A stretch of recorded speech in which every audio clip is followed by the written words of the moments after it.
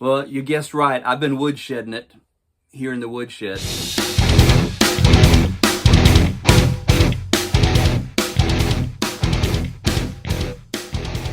One time I was doing a solo and the guys in the audience said, "Rake it out!"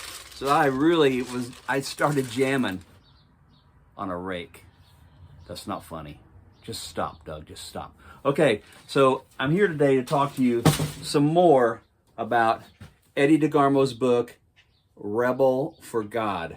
So I don't have an outline in front of me. I'm just going to shoot from the hip. I've got a BB pistol up there on the shelf that I tried to shoot a possum late at night.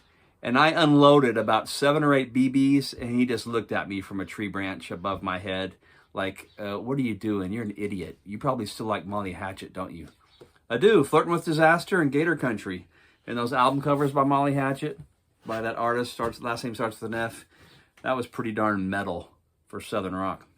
Anyway, so Eddie DeGarmo was a really, really cool dude. He was a pioneer, a rock and roller. He had crazy metal hair that was better than most of us. And it was funny that the movie Unsung Hero portrayed him with a ridiculous set of hair from a really cool actor who played on the show Nashville. If you've ever seen Nashville, binge it. It's really funny. And it's kind of funny that the first lady of Nashville in that show really resembled, and I bet you they took a lot of creative ideas from Amy Grant. I think Amy Grant kind of sort of runs Nashville. She doesn't. She's not near the top of any leadership echelon, but everybody knows who Amy Grant is, and she's had a fine career with done lots of smart moves in her career. So Eddie DeGarmo, talking about him, like I said in the previous video, I remember meeting him. I was at a pharmacy in Nashville for something. I must have had a headache or something. And he walks in with his cowboy boots on, his long hair, and he notices my King's X shirt, makes reference to Doug Pinnick, and obviously haven't known him for years when Doug was playing in a bunch of Christian bands. He played in Servant, played in Phil Keaggy's band, he played in Morgan Cryer's band. And in fact, the Morgan Cryer gig for King's X helped them get a record contract. But anyway, I'm deviating. The thing I like about this the most, I think, I don't know. One of the top 2 things is laughing and crying. Which one is more important? I'll let you decide. But he made me laugh so much just for his little one-liners and quips. The different stories he had.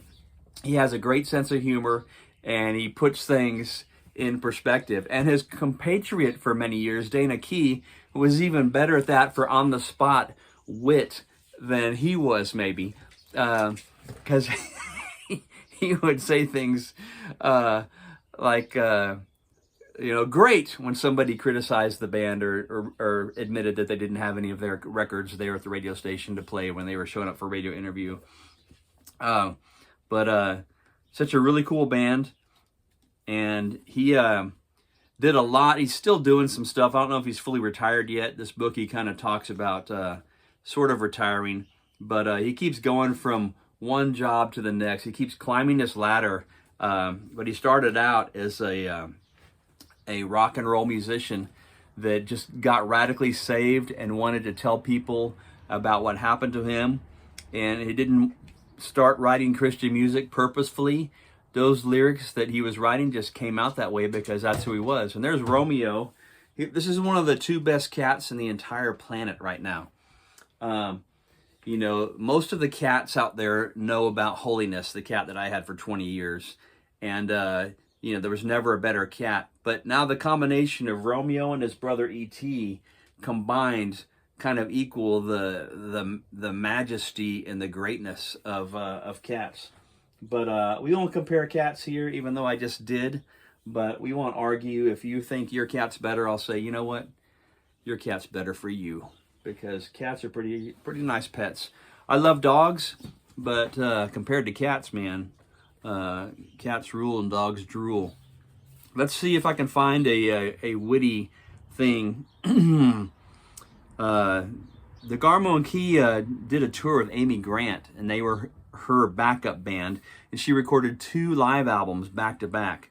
It's kind of funny to think about how some bands pull it off. You don't always remember that or realize when some artists are as prolific, like Neil Morris, for example.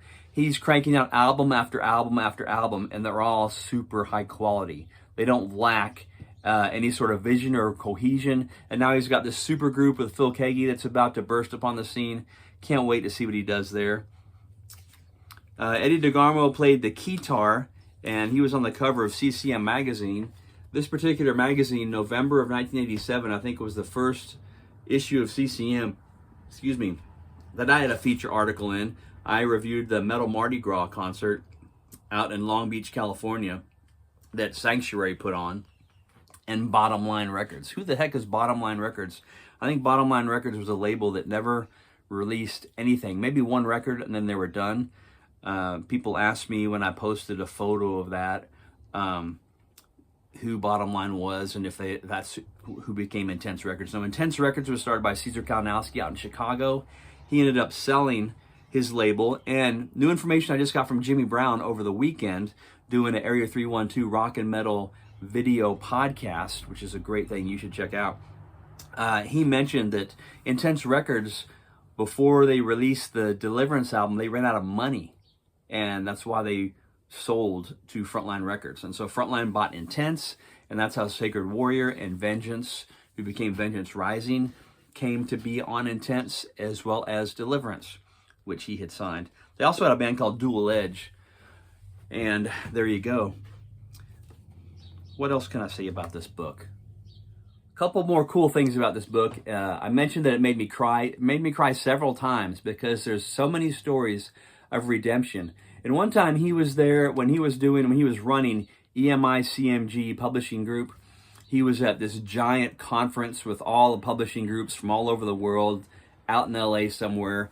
And he got up, and each label, they had like a round table. They showed like a sizzle reel, like a video of their top artists. And this is when he had a bunch of happening artists at the time, one of which was DC Talk, which was selling a lot of records. After his sizzle reel, he gets up there and talks. And some guy interrupts him and goes, when you first started talking, I meant to hate you because you were with Christian music, and Christian music sucks. Christian music sucks is what I added, Doug Van Pelt definition. But I was impressed by your sizzle reel, and I like all these bands. So what is it about Christian music? What makes it Christian? Why? And he said a silent little prayer before he started speaking, that God had given words to say. And he had this incredible diatribe, this incredible speech where he explained what made Christian music unique, what made Christian music just like every other music, because all artists have an agenda, have something to say, something about their personal life from all these subjects under the sun. He talked about so eloquently how the Bible covered every subject under the sun: life, death, sex, adultery, murder, betrayal. Anything under the sun is covered in the Bible, so the Christian musician has a ton of subject matter to pull from. So anyway, in a room full of super high executives that own publishing companies all over the world, he was able to give an expression over what made Christian music distinct and kind of a little bit about what Christianity was all about. That was a moment that made me tear up and cry. When he got saved, it made me tear up and cry. When he led Dana Key to Christ in a janitor's closet in a high school, that made me cry. And over again, just different things that he said make me cry. And so laughing and crying are the two real pullaways and takeaways from this book that I got. And so really want to recommend it. And so I know this came out in 2018, and I'm talking about it in 2025. But the great thing about the internet is you might just turn this on and go, wow, hey, I might check out that book. And you go over to Amazon.com and you get a copy of the book, and it feels like it all happened today. So that's one really cool thing about YouTube, and the fact that we're all TV hosts now, is some of this stuff can live on indefinitely, and you can discover things worth checking out like this any time of the day, middle of the night, from Nova Scotia to Navasota. So, hey, watch my commercial for Rockstars on God. I wrote a book called Rockstars on God Volume 3. This is the commercial for it. And be moved to buy that book. Rockstars on God, caught in the fire, searching for me.